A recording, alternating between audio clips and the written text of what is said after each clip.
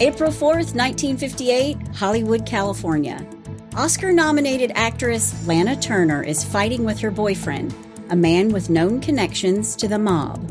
In the house, listening to this escalating argument, is Lana's daughter. When the fight is over, the boyfriend is dead, and a 14-year-old is named the killer. What happened that night in the pink bedroom of the Beverly Hills home is nothing short of a Hollywood screenplay, where only the three of them will ever know the truth. And movie star Lana Turner would need to take center stage in her most dramatic role ever, defending her daughter against a murder charge. This is Johnny Stompando, the star, the gangster, and the knife. Hey, y'all, I'm Chris Calvert. And I'm her husband, Rob Podorf. Welcome to Hitch to Homicide. For better or worse. Till death do us part.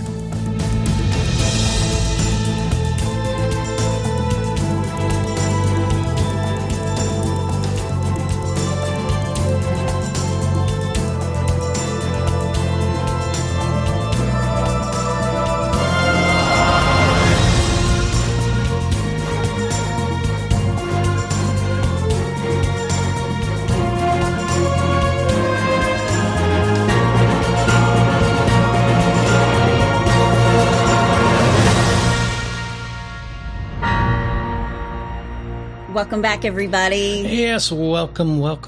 And to our friends on the tiny little island of Malta. Okay. Merhaba, merhaba, merhaba. You're picking all these beautiful places. I don't think I haven't noticed. I know. I've always wanted to go to Malta. I just want to go anywhere at this point. It's been a day. I've lost my glasses. I'm wearing a second pair of glasses today to do the podcast. Yeah. It's just been one of those days. Yeah. Mercury's not in retrograde. And honestly, I think that like all the planets are aligning today or something, but not for me. For me. We'll find them. How do you lose your glasses, guys? I don't know. Anyway, wherever you're listening, be sure to like, rate, and review. That helps other people to find us. It does. You can subscribe anywhere you listen to podcasts, and you can watch us on YouTube. Absolutely. Well, I'm going to get started on this one right away. We're going all the way out to L.A., Hollywood. Yay. And as I was doing my research on this, there's a movie that Rob loves called Hail Caesar. Oh, yeah. And if you've never seen it, it's like old Hollywood. And while I was doing the research on this, it's exactly what I was thinking of the entire time. Yeah. The entire time. I love that era. It's great. And the Rat Pack and Well, we're gonna talk about one of those. We're gonna talk about one of those people. Yeah. Nice. Yeah. All right. Before I get started, let me thank some sources. Medium.com, Wikipedia, Murderpedia, GeorgePalace.com, Deadline.com, the Santa Cruz Sentinel, the Sacramento Bee, Jonco.com, All That's Interesting, Eureka Humboldt Standard, People Magazine, the LA Times, Chicago Tribune, Vanity Fair, Slate.com, CrimeLibrary.com, Chicago Magazine, and Larry King Live. I swear that list gets longer every week. Well, there's a lot on this one. And let me tell you, there's a little bit of a different story with each of them. You know, these older cases fascinate me. Yeah. But everybody's got a little bit of a different story. So, you know, I go down the rabbit hole. Yeah. I go down the rabbit hole. If you want to go there too, all of those links will be posted in the show notes. All right. Well, you ready? I am. Okay, let's do this. Lana Turner was born Julia Jean Turner on February 8th, 1921 in Wallace, Idaho, which is a mining town. Okay. Her parents are John and Mildred Cowan Turner. Her mother is 4 days shy of her 17th birthday when she gives birth to Lana. Wow. And Lana would be an only child. Okay. Lana's parents had first met while 14-year-old Mildred, the daughter of a mining inspector, was visiting Pitcher, Oklahoma with her father, who was inspecting the local mines there. And John was 24 years old at the time, and Mildred's father objected to the courtship. And shortly after, the two eloped and moved west, settling in Idaho. She was 16 and then had Lana at 17. Wow. Okay. Lana's father was also a miner and also owned and operated a dry cleaning business in Wallace. Well, I thought that was an interesting combo. Yeah. Yeah. It's like spaghetti and peanut butter.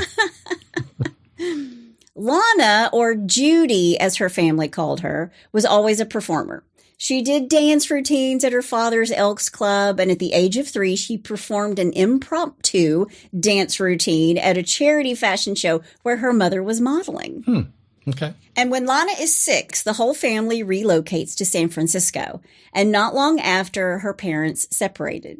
Now, Lana's father supplemented his income not just by being a miner, not just by being a dry cleaner, but by gambling. And he was well known as a skillful card player. Really? Also read that he liked the dice a little bit. Gotcha.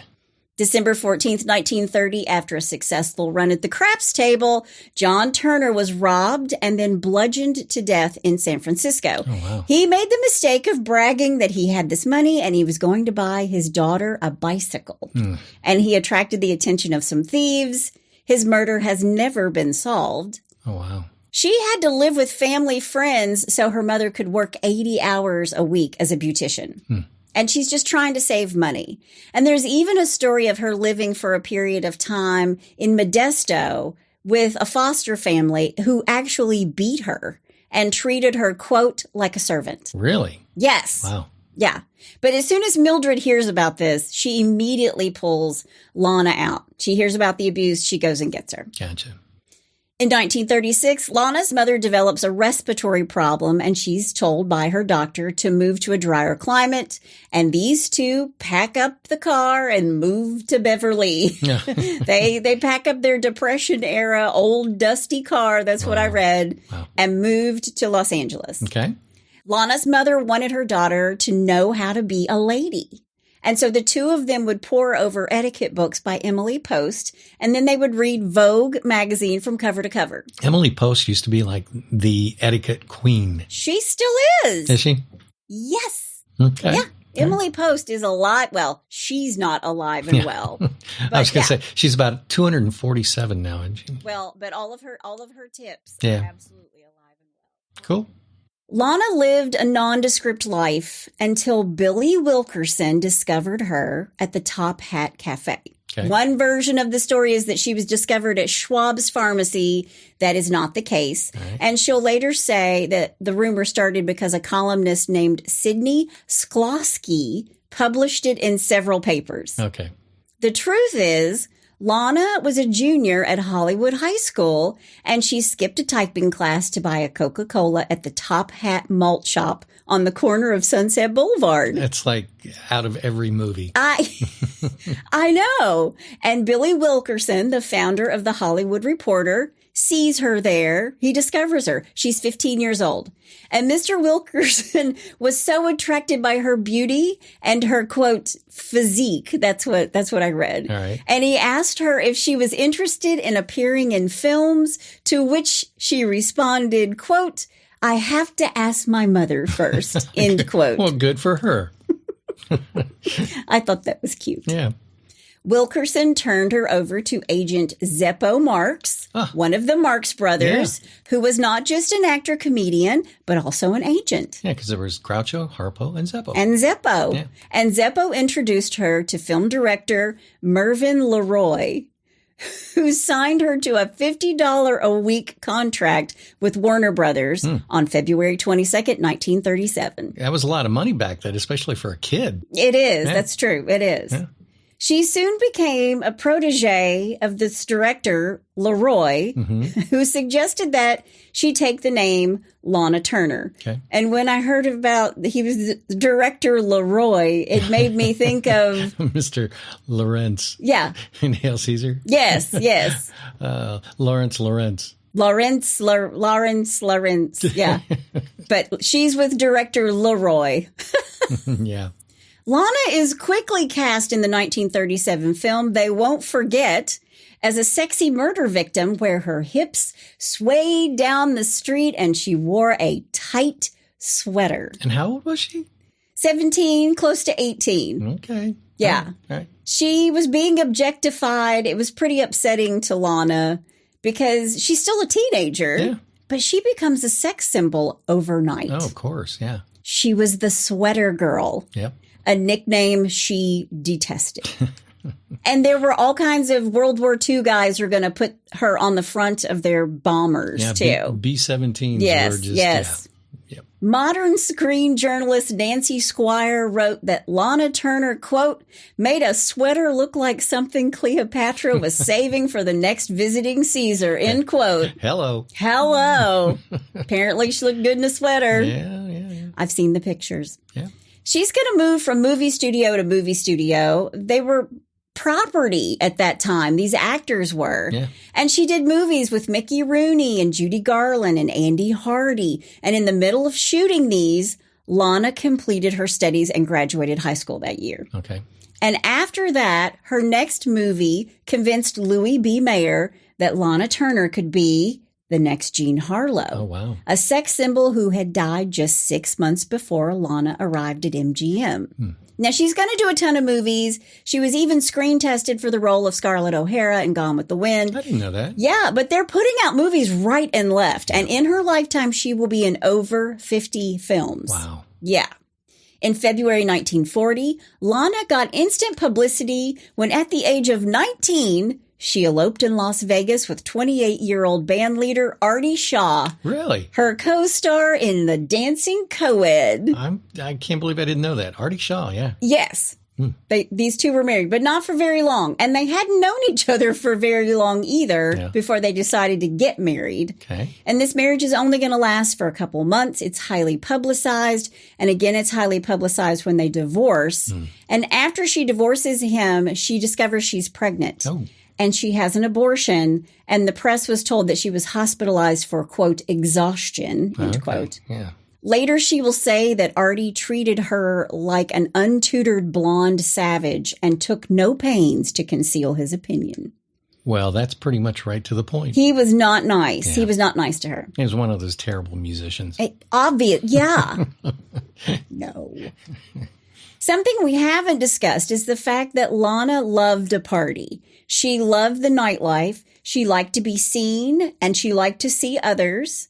Over her young lifetime, she would be in relationships with Tyrone Power, who she said was her one true love, Howard Hughes, Oh, wow. Frank Sinatra, Really? Robert Stack. She was, quote, the nightclub queen, end quote.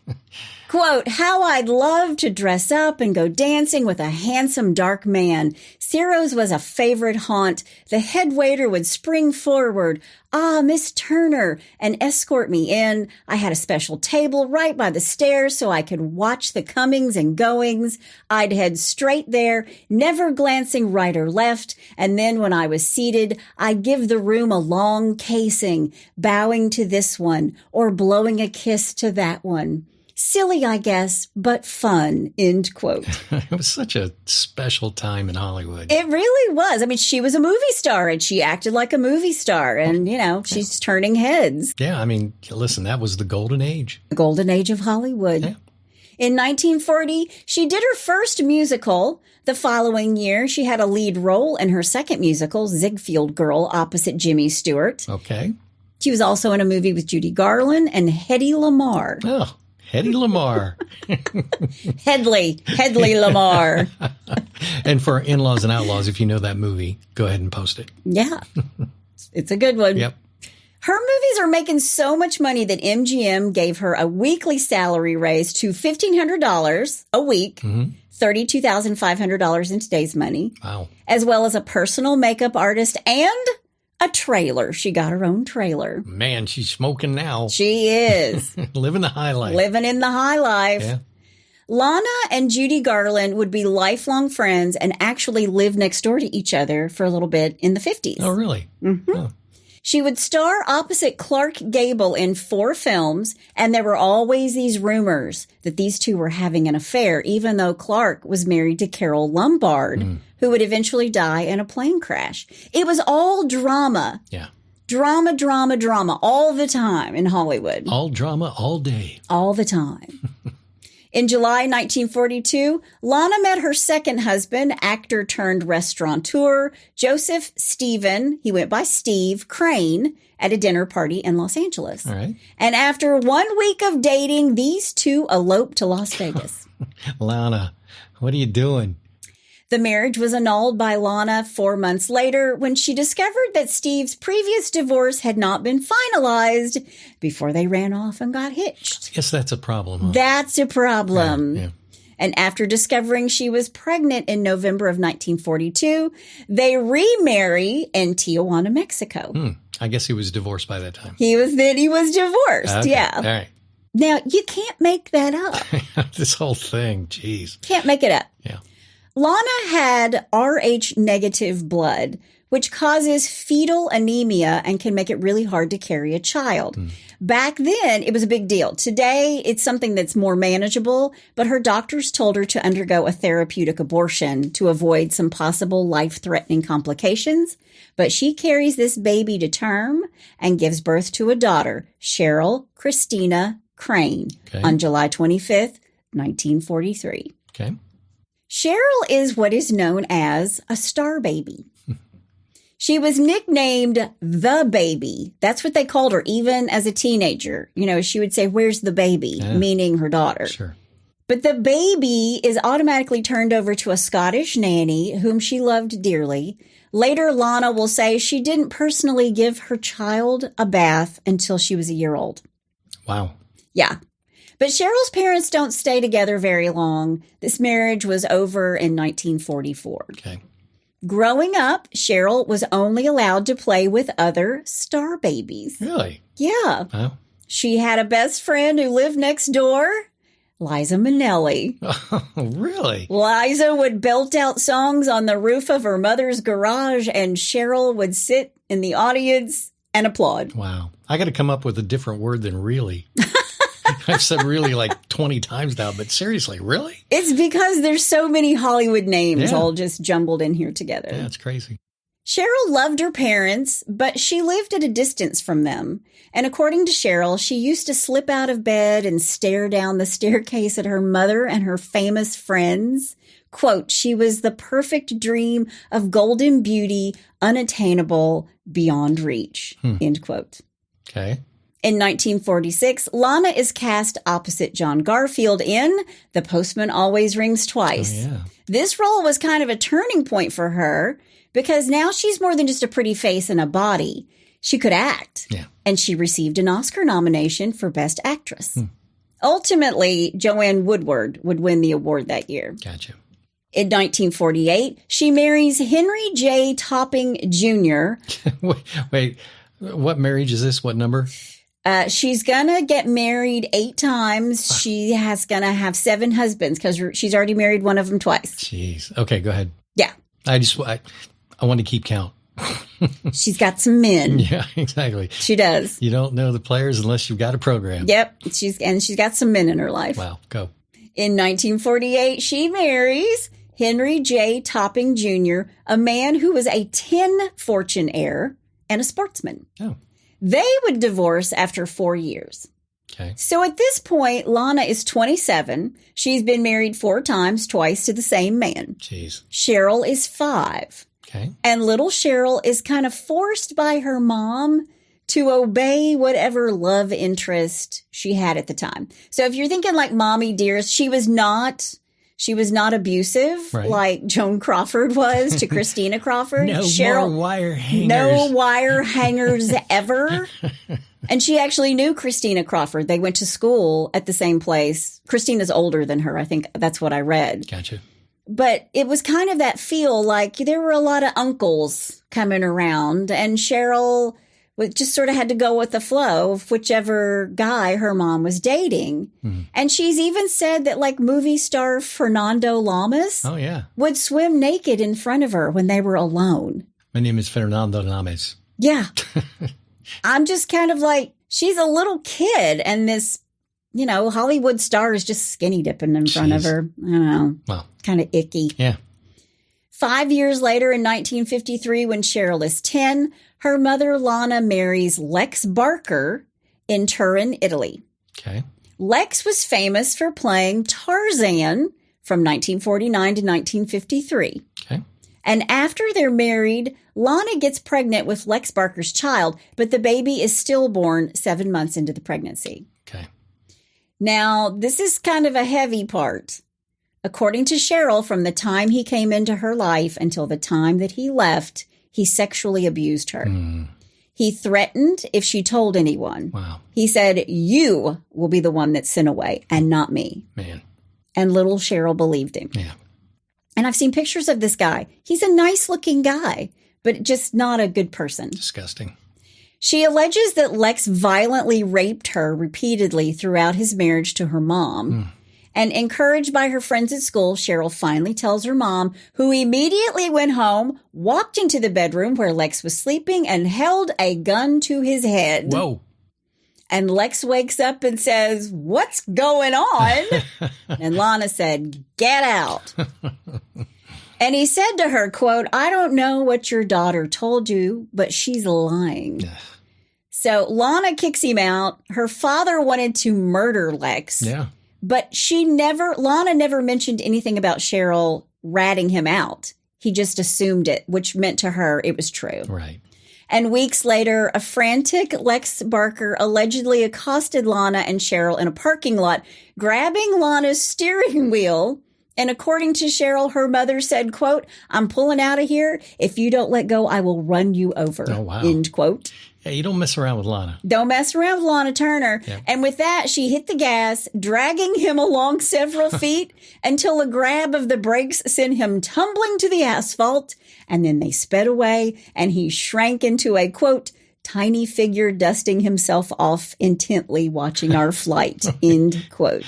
Oh, they definitely like to script this thing. Telling ya, a lot of good prose in here. Yeah, exactly. Lana did take Cheryl to a doctor who confirmed that it was going on. The sexual abuse had been going on between her and Lex. That's sad. But Cheryl's relationship with her mother was distant, and she wasn't really affectionate to her daughter. And Cheryl would want to hug her mom, and Lana would say, quote, "Sweetheart, the hair, sweetheart, the lipstick," Wow. end quote. Yeah. It's like in Animal House when he goes to kiss her and she goes, "Don't mess up the lipstick." yeah. Weeks after the divorce, Lana begins filming Peyton Place in 1957. Oh, that's right. Yeah. A year later, in 1958, Lana starts filming a movie for Paramount titled The Lady Takes a Flyer, and she played a female pilot. Quote, "That's how the blackest period of my life began," end quote. Really? This is what she wrote. Quote, "It started with flowers and an innocent invitation for a drink, and it was ending with screaming headlines," end quote. Really? Wow. Meet John Stompanado. John Stompano Jr. is born on October 10th, 1925 in Woodstock, Illinois. His dad owned a barbershop and his mom was a seamstress. His parents were both born in Italy, but they got married in Brooklyn, so they're an immigrant Italian-American family. Gotcha. He was a rambunctious but not a serious troublemaker as a kid. When he's older, he's going to be 6 feet tall, 180 pounds, dark wavy hair. The girls loved him. The olive skin Italian. Yes, very Casanova. much, very much. Yeah. In 1943, Johnny joined the U.S. Marines, and by the spring of 44, he was in the Pacific, moving from island to island as a clerk in a service battalion. Johnny participated in the capture of Okinawa. Wow. I'm waiting for it. Rob's a big World War II buff. Yep.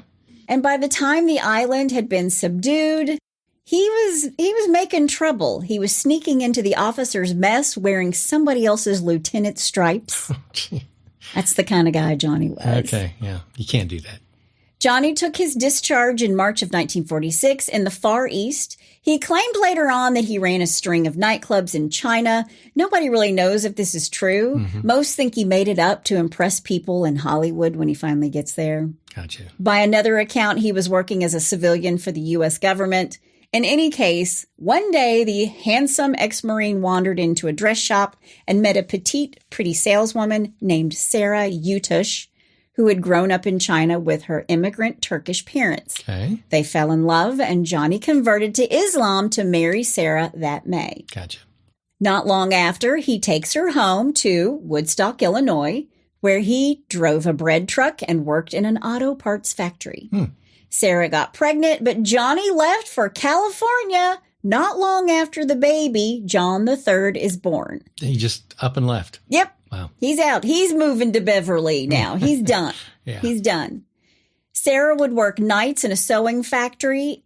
He just left him behind. Wow. Later, she's going to say, quote, he had a good heart. He just never grew up, end quote. Well, she was being nice. She was being very nice. Jeez. By July of 1949, Johnny Stompanato, also known as John, Jack, Handsome Harry, Johnny Stomp, John Steele, and Oscar. Where'd Oscar come from? Oh, I'm going to tell you, just hang on to your panties. Hanging. Hang on. He hitches his wagon to known gangster Mickey Cohen. Ooh. Now, there are loads of stories on how this happened. Mickey would say that Johnny hung out at his house and was kind of like a kid brother. He often served as Mickey's bodyguard, his driver. These two traveled cross country together. Whatever their business relationship, I think it's fair to say they were close. Okay. Johnny's police record and FBI files say he was a lackey for Mickey Cohen, running errands, handling cash, making purchases, maybe like operating small businesses used to launder money. He was Mickey's assistant. He kind of was. And Johnny was also sort of involved with Bugsy Siegel. He was part of that whole crew. Okay. Johnny carried a gun, at least occasionally, and confidential informants told the FBI that he collected protection money from spots that had jukeboxes, $1 per week. Really? And he picked up the proceeds from the numbers racket. Wow. He was arrested 6 times, usually for vagrancy. None of the charges ever stuck. By far the darkest aspect of Johnny's dealings with Mickey Cohen, one that is featured in rumor and allegations, involves sex and blackmail. Okay. When Johnny appeared on the scene, as the stories go, he became Cohen's magnet for aspiring actresses and established stars. Really? Sounds a little bit Harvey Weinstein. A little bit. Jeez. Did Harvey take a page from Mickey Cohen? Yeah. Johnny and his target would meet, meaning a woman, and the encounters often led to sex. Okay. And after a few trysts, Johnny would tell his victim he needed a small loan, $150 or so, and she would give it to him. And soon enough, he would ask for big money, $5,000. Jeez. And they'd say, that's too much. And he'd say, quote, if I don't get this money, your husband will get the pictures. Really? End quote. Oh, man. Wow. So whether he's with Mickey Cohen and his cronies or on his own, Johnny gravitated to the night spots along the Sunset Strip. Okay. Hollywood offered Johnny a lush environment Yeah. to flaunt his looks and charm. And according to Mickey Cohen's biography, quote, he was running around with every broad in the movie industry, end quote. Wow. And Cheryl Crane's biography said, quote, here it is. Oh my gosh, I can't believe I'm going to tell you this. Drum roll.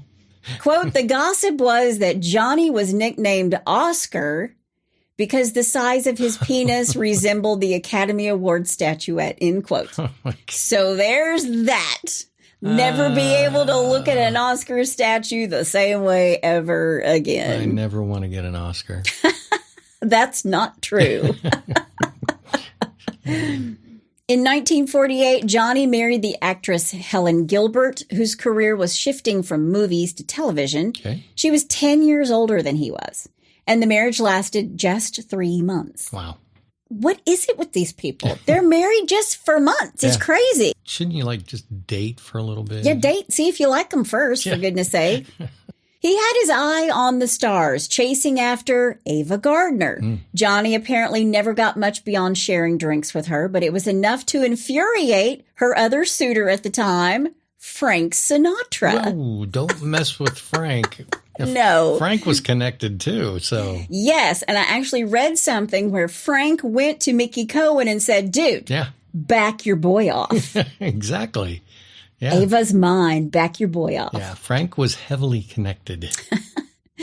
Around 1950, Johnny began surreptitiously courting the actress Janet Leigh. Oh, wow. Sending her flowers and records with a card signed John Steele. The two finally met and even visited together on a few occasions, but when Johnny finally revealed who he was and described his connections to the mob, Janet Leigh said, bye-bye. Yeah, adios, amigo. See ya. Yeah. Don't let the door hit you in the butt on the way out. See ya, wouldn't want to be ya. Yeah. In 1953, Johnny broke his pattern and married a younger woman, Helene Stanley, an actress best known for playing Davy Crockett's wife in the Disney TV show. Oh, wow. He lived with Helene and her parents, and get this, and raised parakeets. Okay. Are you sure? Again. Are you making this stuff up? Can't make it up. Oh, man. Can't make it up. Okay. When these two divorced in 1955, she will say that Johnny was just a user. He was for the birds. Sorry. She says he's a user, and I'm thinking, yeah. You think? Big time. What was your first clue? Yeah. Ugh. In the spring of 1957, Johnny wants to meet Lana Turner. She is now 37 years old. Johnny is 32. Okay. John first courted her the same way he approached Janet Leigh, with an outpouring of flowers and record albums accompanied by cards signed John Steele. He had the wavy hair and olive skin good looks of a movie star with a great body. And for some reason, he told Lana he was 5 years older than her, when in fact, it was the other way around. Yeah.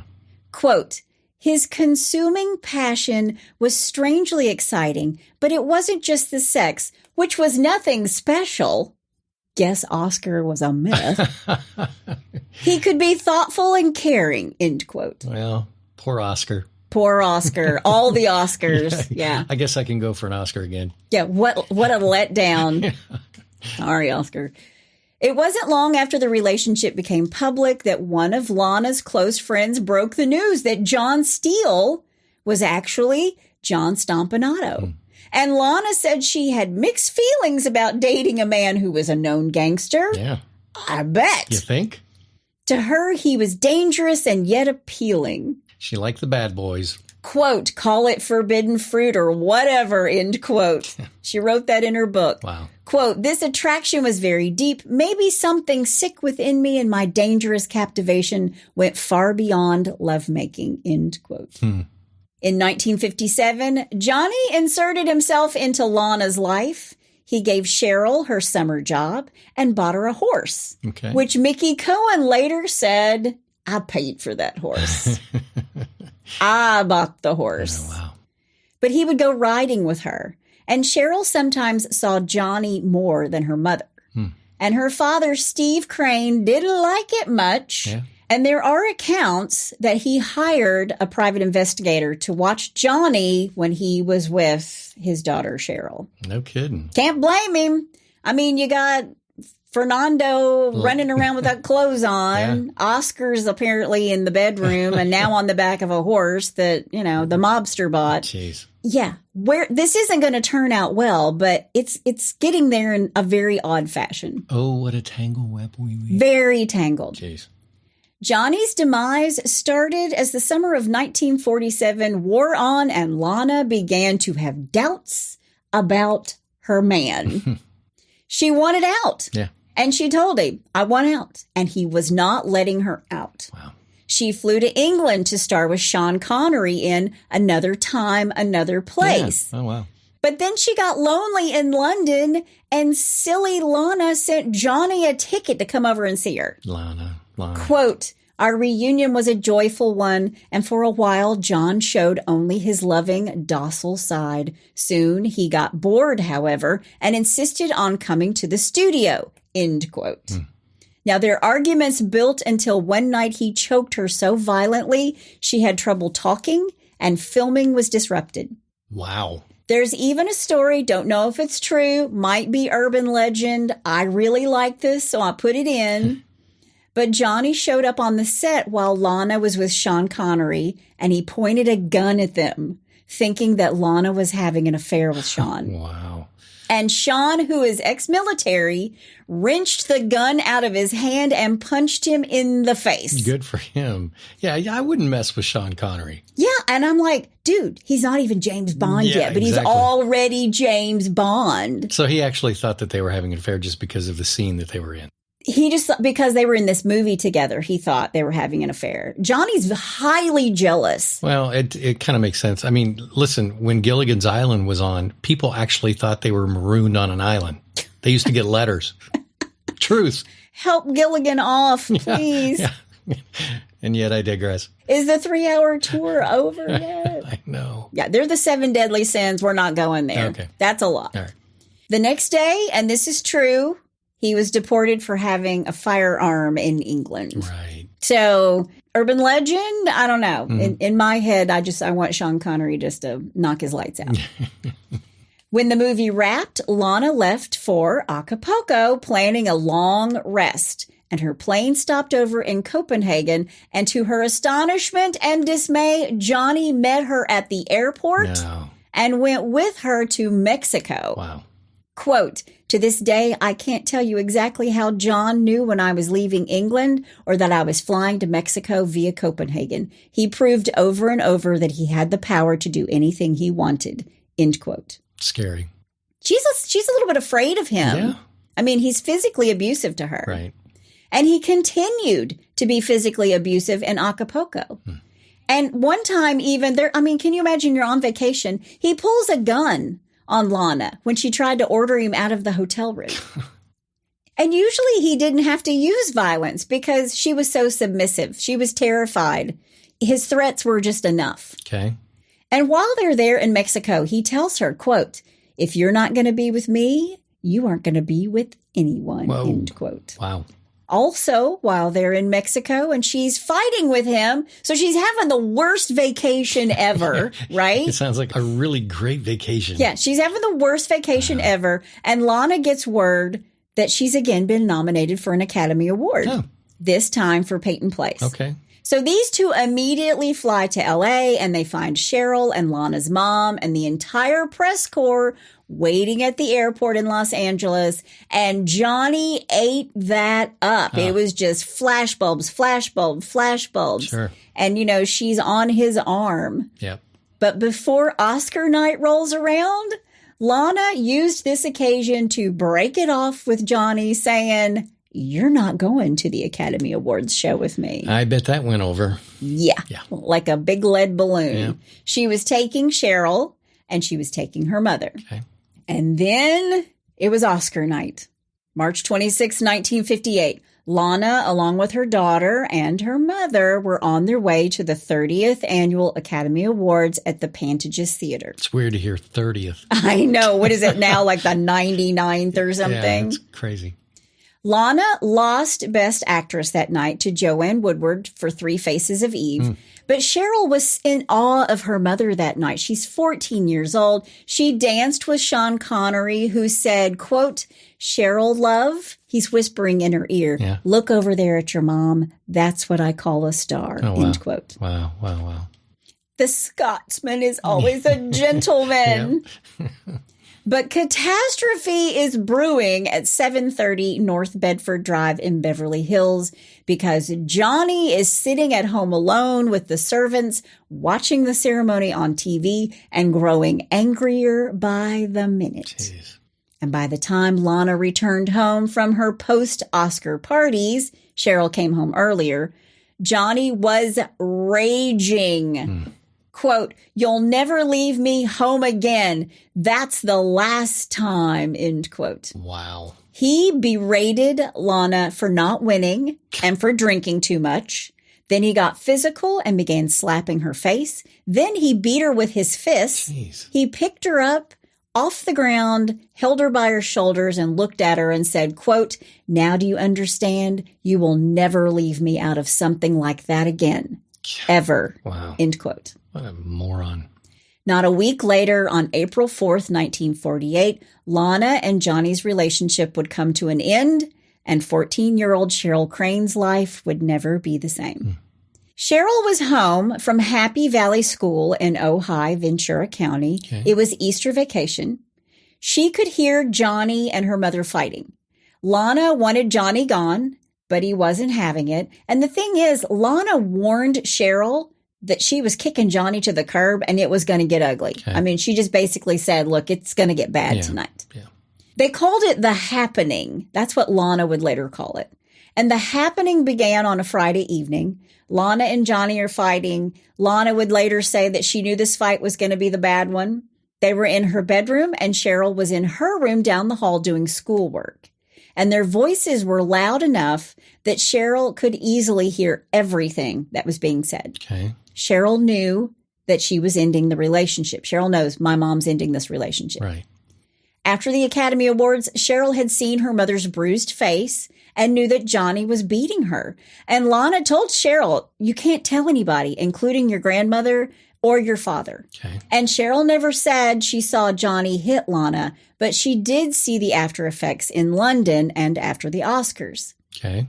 Quote, there were awful fights, screaming and yelling and smashing glasses and just, things I wasn't used to hearing. And she finally sat me down and told me the whole story about having him thrown out of England when she was filming there because he beat her so badly, how he had threatened her life, my grandmother's life. She couldn't get him out of the house. She couldn't get rid of him. And my reaction was, well, Mom, call the police, end quote. Yeah. And of course, that is the last thing that Lana Turner wanted. She did not want the publicity. Sure. She felt like it would be the end of her career. Right. Outside the bedroom, Cheryl calls to her mother and Johnny, trying to stop the fight. She's saying, Mom, Mom. Quote, I was, hoping to get them apart, end quote. Lana yells, Cheryl, get away from the door. I'm not going to tell you again.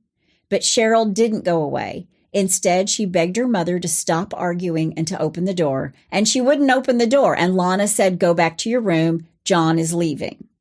But he didn't leave. Okay. And then Cheryl started hearing the threats. He was going to cut her face, meaning Lana's face. Jeez. He was going to kill Cheryl's grandmother, Lana's mom.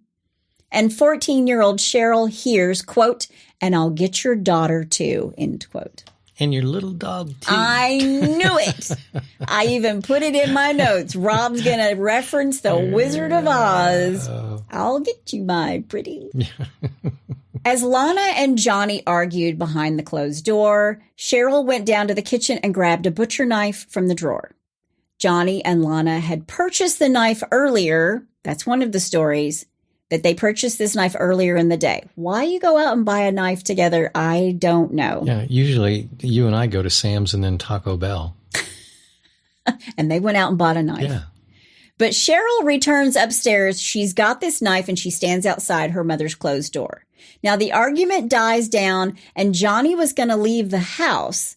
He went to the closet. He took a set of clothes. Some heavy wooden hangers are in his hand. Okay. And armed with the knife, Cheryl pleaded with her mother to open the door, which Lana did.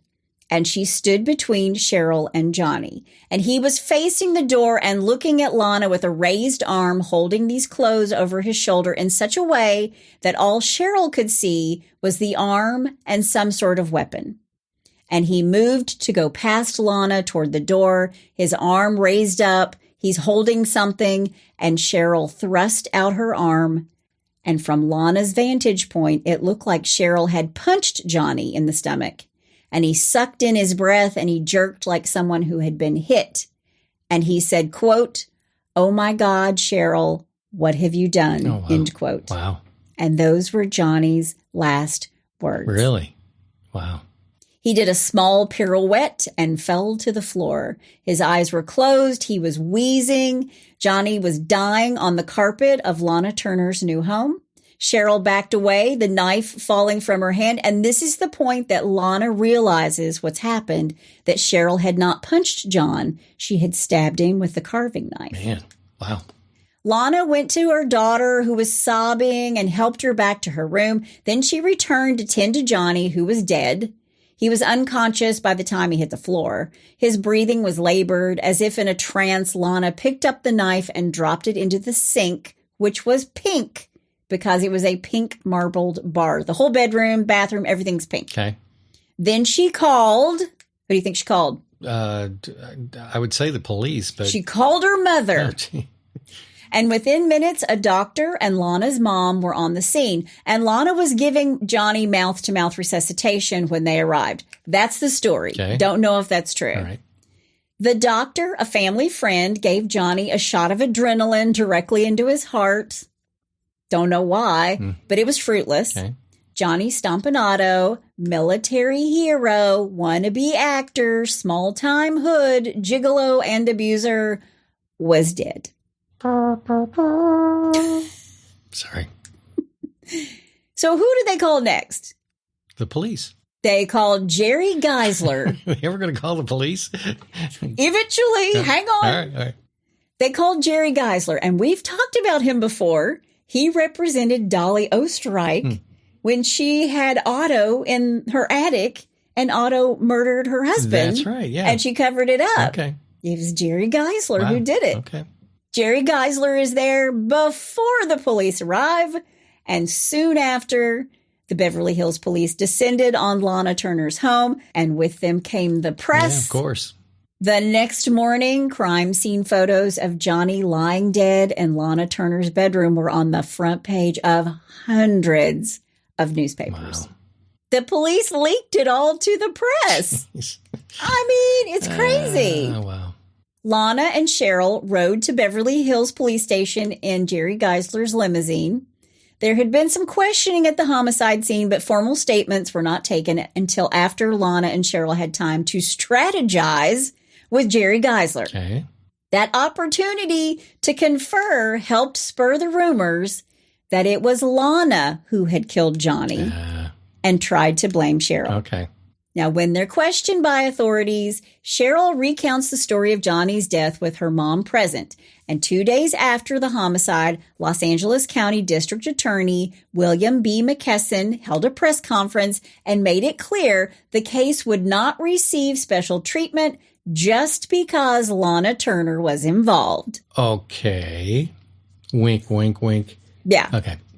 Cheryl, who had been held overnight in the Beverly Hills jail, was taken to the county juvenile hall. She's 14 years old. Yeah.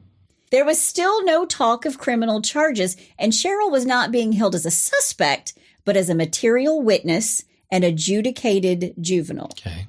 Easter comes and goes, and on Monday morning, Cheryl is brought before a probate judge for a hearing. Geisler told the judge that he could prove that Johnny's death was justifiable homicide and asked that Cheryl be released into her grandmother's custody. Okay. Quote, "Let's go to trial," said Beverly Hills Police Chief William Anderson.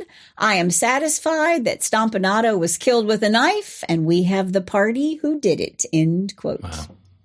The court recommended that Cheryl not be released on bail. They were afraid that the mob or Lana Turner herself would pressure Cheryl one way or another. Okay. And the judge agreed, and they ordered Cheryl detained. She would spend 3.5 weeks in juvenile hall. Yeah.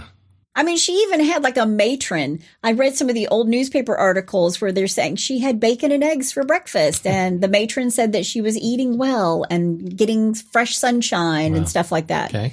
He further ordered, against the will of the police and the DA, a coroner's inquest to determine whether a crime had indeed been committed. And in a coroner's inquest, a jury is selected by the coroner himself, and they examine the circumstances surrounding a suspicious death and render a verdict from there. Gotcha. A week after the homicide, the coroner convened the inquest. Jerry Geisler had managed to get Cheryl excused from testifying because of the trauma she had already been through. Sure. Some policemen were called to testify, but there was only one witness that mattered. Lana, Yeah. the only person who saw Cheryl stab Johnny. Right. And never before has she needed to perform under this much pressure. Did she get an Oscar? She did not. No, okay. Some 20 years since she was discovered on Sunset Boulevard, Lana Turner was about to take center stage in her most dramatic and important role ever. Well, yeah, of course. And at stake was her daughter's life. Yeah. Wow. So it's not an Oscar, Yeah. but Cheryl. Yeah. April 11th, 1958, the courtroom was packed. CBS and ABC announced they were going to broadcast live. There were only 40 seats, and people lined up at 6 a.m. to get into the courtroom. Jeez. The coroner explained how Johnny was stabbed once in the stomach. The knife sliced a kidney, struck a vertebrae, and twisted upward, puncturing his aorta. A 14-year-old did this? All with one stab by a 14-year-old girl. Okay. Then Lana took the stand. She wore a gray silk suit, white gloves, a hat, not a hair out of place, and she looked beautiful, even though she hadn't slept in days. Okay.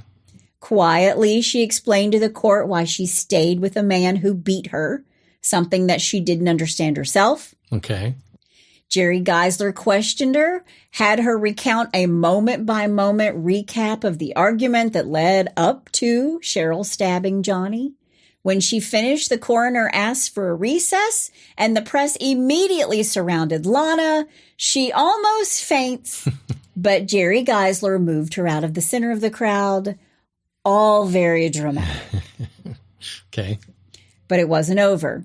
After Lana got off the witness stand, the police testify that they're really confused by some of the details. First, the knife was new, but it was scratched and chipped as if it had been used significantly in the past. This was supposed to be a brand new knife. Okay. Second, there are no fingerprints on the knife. Not Cheryl's, not Lana's, not anybody's. Okay. Third, there was no blood in the bedroom or on Lana Turner's clothes in the bedroom. There was no sort of disarray of any of the furniture, like there'd been a fight. All right. Finally, the blood on the knife contained, quote, several light and dark fibers or hairs which could not be identified, end quote. Really? Yeah, no DNA. Too early. Yeah. And it's at this point that a mysterious man jumps up from the gallery and shouts that he needs to testify. And he's screaming, quote, lies, all lies. What? Who's this guy? This mother and daughter were both in love with Stompanado. Johnny was a gentleman, end quote. What? Yeah. Who? They haul his ass out of the courtroom. Wow. But he stands up. Lies. All lies. This thing just keeps getting more bizarre. Which is something I say all the time in the podcast. Lies. All lies. Yeah. But he's standing up and like shouting with his fist. Wow.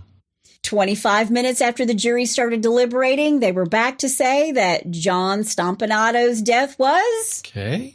justifiable homicide. There you go. Okay. And acting out of fear for her life and for her mother's life, Cheryl Crane was justified in using deadly force to stop Johnny. And she's the strongest 14-year-old in the universe. She is, but there are pictures. I will post pictures in the In-Laws and Outlaws. She's a tall girl. Okay. She doesn't look like she's 14. Okay. She's very beautiful, just like her mother. Yeah, because, I mean, you know, if she's a bigger 14-year-old and she thrusts the knife in and rips it up, yeah, I can see that. Because when I'm thinking of a 14-year-old, I'm thinking of a little girl. Well, she was a little girl, but she was tall. That's what I'm saying. But I'm thinking, like, our daughter at 14 was she still a tiny little thing? But yeah. That's my frame of reference. Yeah. No, she was tall. She was taller than her mother. Okay. She was taller than her mother. All right. The decision was not unanimous, but it didn't have to be. Mm-hmm. And she was released into the custody of her grandmother because now her parents are fighting over who she should be with. Mm-hmm. It's like, you're a bad mom. Well, you're a bad dad. Yeah. And the judge also ordered her to see a psychiatrist with her parents. Okay. Yeah. Send Lana Yeah. to see the shrink. Just send everybody. Yeah. Johnny Stompanado's ex-wife, Sarah, filed a $750,000 wrongful death suit against Lana, Cheryl, and Stephen Crane. It implied that Lana Turner was responsible for stabbing Johnny. The suit was eventually settled out of court in 1962. I think I read it was for $20,000. Today's money, that's $201,500. Okay. The conspiracy theory is still alive out there that Lana Turner stabbed Johnny and that Cheryl took the blame for her mother. And the theory persists despite Cheryl's repeated denials. She maintains that her mother would never have forced her teenage daughter to falsely take the blame. Right. And after spending several weeks in this juvenile hall when she's 14, she's later checked into a Connecticut mental health facility where she attempts suicide. Oh, wow. And according to her own account, after returning to Los Angeles a few months after she turns 18, she began abusing alcohol and prescription pills and attempted suicide once more. She reportedly found new hope, however, when she went to work as a hostess in her father's restaurant. And in 1968, met her future wife, model Jocelyn Leroy, which I thought was funny. The last name is Leroy, just like the director's name. Yeah. Lawrence Lorenz. Now, there is a book by a man named Eric Root who claimed that as a platonic friend of Lana's, she confided in him a great deal. He was a hairdresser to the stars. Okay. And Eric reported that one evening he and Lana were in a suite in the Plaza Hotel, as you might be, watching a television show about Hollywood scandals, as you might be. Okay. Everybody's into true crime. Yep. And suddenly he said in his book that images of Lana, Johnny, and Cheryl are flashed on the screen. And Eric wanted to jump up and turn off the television set, but Lana stopped him. And when the show moved on to another scandal, he said that Lana said to him, quote, "I killed the son of a bitch and I'd do it again," end quote. Really? That's what Eric says. Wow. She told Eric how much she was suffering because of the situation. And when he asked her why, she mentioned her daughter, Cheryl. Quote, "Cheryl, I owe her so much. I've done so many things wrong in my life, but if I die before my daughter, you should tell the truth so I can rest in peace," end quote. Wow. Now, who knows if that's true or not? Yeah. Was he looking for attention? He was. Wrote a book, Of course, yeah. Eric explains in the book that in the following years, he pieced together himself the truth. Johnny's body was officially found on the floor by the bedroom door, but Eric deduced from his conversations with Lana that he had that Johnny had actually been stabbed in her bed. Okay. The official version had been that Cheryl had stabbed him with a knife that she took from the kitchen, but Lana told him that the murder weapon was a knife she kept in her nightstand drawer because of Johnny's physical abuse and because she was afraid of him. Wow. And in the weeks before his murder, there had been so many arguments and fights. That's why she put it there. Gotcha. Eric claims that the first people to arrive at the murder scene were Lana's attorney, Jerry Geisler, and a guy named Freddie Otash, a famous Hollywood private eye. They found the body and a hysterical Lana. And in a strange twist in the tale, here it is, Cheryl's father had employed the private eye to spy on Johnny when he was teaching Cheryl to ride.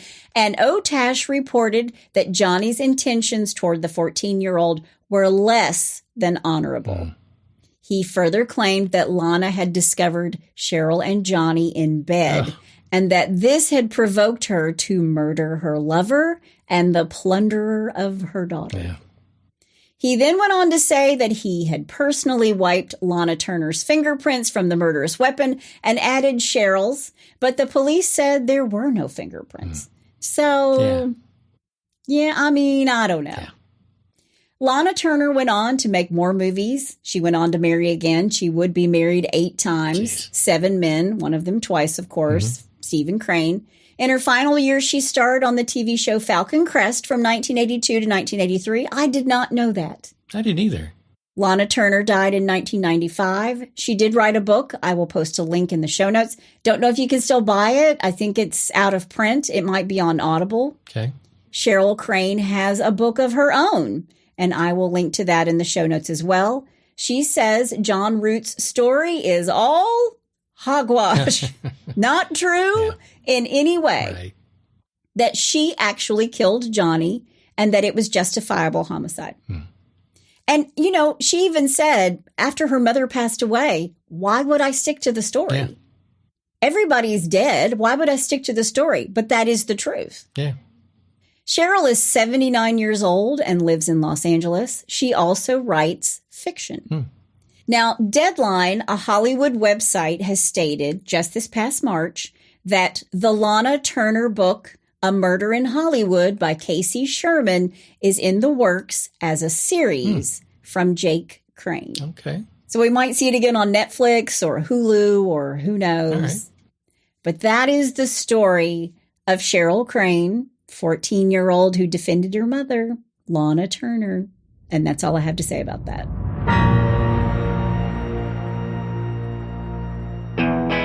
Hey, Hitch to Homicide listeners. Have you read any good books lately? Or have you listened to any good books? All of the Sex and Lies series books, as well as the Jane Doe series, are available on Audible and iTunes. Hotter than hell in half of Alabama, the Sex and Lies series begins with Sex, Lies, and Sweet Tea. There are 9 books to listen to in that series alone. Left as a newborn to die in a dumpster, she has no name. Tossed from foster home to foster home, she has no family. With no known past, she's deemed a perfect fit for a task force Washington denies exists.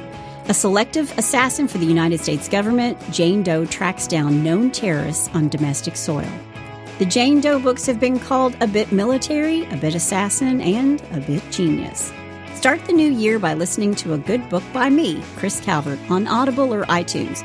Or if you like to read, go to chriscalvert.com and download some free books. And thanks for being a listener of Hitch to Homicide. Well, this whole thing, I mean, literally is a Hollywood script. It is. It's crazy. Oh, my gosh. They're from being discovered at 15 years old by getting a soda to the murder trial. I mean, gee whiz. All the famous people that she was around and with. And yeah. It's crazy. Yeah. It really is, but also very true. And you couldn't have even scripted it anymore that her bedroom was all pink. Yeah. Yeah. I mean, the bathroom was all pink. She had pink marble. Yeah. She put the knife in a pink marble sink. I mean, I want to know who the set designer was. Yeah, so. I think it was exactly like that. Yeah. Well, we'll never know, I guess. We won't. For sure. But the one thing that I do know about are really dumb criminals. Bedazzle me. Okay, well, let's do a little, well, bless your heart. Well, bless your heart. All right, well, I'm going to start off with this one, and I'm calling it Details Schmeetails. Okay. Yeah. Though he pleaded innocent, LaDonald Montgomery of Houston, Texas, was slapped with a life sentence for armed robbery. Okay. But shortly after the trial, his lawyer dug up evidence that would exonerate the man, something Montgomery knew but had completely forgotten. Okay. What do you think that was? That he wasn't there. Well, he happened to be locked up in jail at the time of the robbery. I got it right. Ding, ding, ding. He forgot to mention that. It couldn't have been me. I wasn't there. Oh, my gosh. All right. All right, number 2. And this is a little Yogi Berra quote here. Deja vu all over again. It's deja vu all over again. That's a great quote. It is. A couple of disoriented robbers from Edmonton, Canada didn't choose wisely. Okay. Yeah, the two raided a gas station in Vancouver in September of 1981. They tied the gas station attendant and fled with the loot in a car. Okay. Now, on the run, they got lost and decided to ask for directions at a gas station. What they didn't notice was it was the same gas station that they had just robbed. In the meantime, the attendant had called the police and the two were arrested. Oops. You want to know what this reminds me of? When Rob and I were on our honeymoon, GPS was kind of like a new thing, and we took it with us, paid the package for Europe. We're in Italy. Yeah. We've got the GPS up there, and it looked like spaghetti. And we just kept getting on the wrong road. Yeah. It took us forever. Yeah, the highways in Italy aren't, they're not very friendly. Yeah, it was pretty funny, though. It's like, oh my gosh, which one? Yeah. But it was literally spaghetti. Yeah, well. All right, number 3. Wait, this isn't my car. He's not one of the most smarter ones, is how it was explained by U.S. Marshal after his arrest.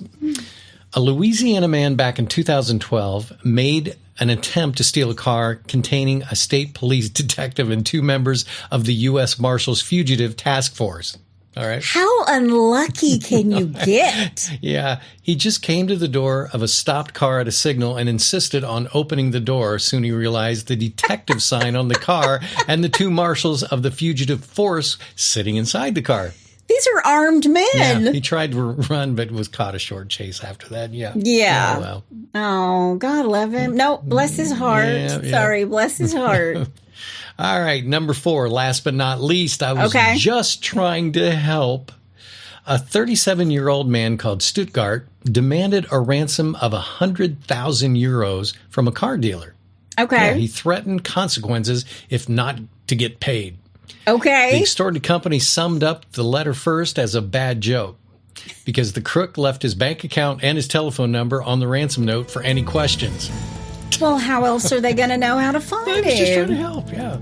Based on the phone number, turned out that Stuttgart was a former customer of the dealership. The police arrested him immediately. No, bless his heart. Yes, bless his heart. Well, if you have a bless your heart or you know someone's heart who needs blessing or somebody who's trying to carjack the marshals. Exactly. Jeez. You can go to hitchtohomicide.com. There's a pull down menu. Yep. You can also suggest a case. Yep. That's my amazing husband out there. That's my beautiful bride in the booth. Join us next time on Hitch to Homicide. Bye, y'all.